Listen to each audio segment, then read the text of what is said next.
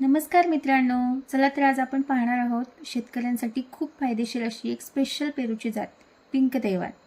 याचं उत्पादन, वैशिष्ट्य आणि मार्केट व्हॅल्यू सगळं आजच्या व्हिडिओमध्ये जाणून घेऊया.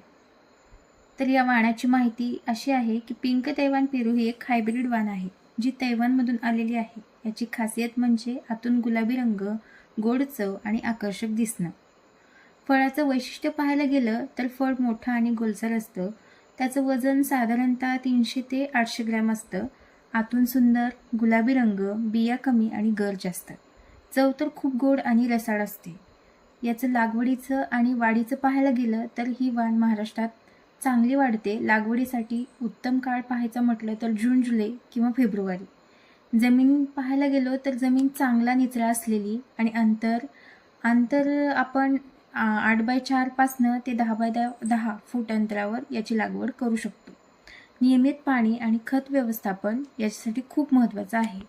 उत्पादन आणि उत्पन्न यात जर पाहायला गेलो तर योग्य व्यवस्थापन केल्यानंतर एका झाडापासून 20 ते 40 किलो उत्पादन आपण घेऊ शकतो.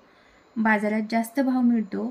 तसेच एक्सपोर्टसाठी सुद्धा या फळाला मागणी आहे. रोग आणि व्यवस्थापन जर पाहिलं तर काही महत्त्वाच्या गोष्टी आहेत त्यात, जसं की फळमाशीपासून संरक्षण, योग्य फवारणी ती पण वेळेवर केली पाहिजे. तसेच छाटणी करून उत्पादनात वाढ घेऊ शकतो आपण.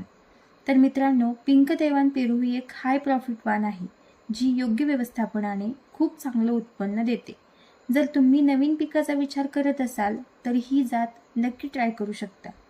आणि तुम्हाला जर आमचा व्हिडिओ आवडला असेल तर लाईक करा, शेअर करा आणि आमच्या चॅनलला फॉलो करायला विसरू नका. थँक्यू.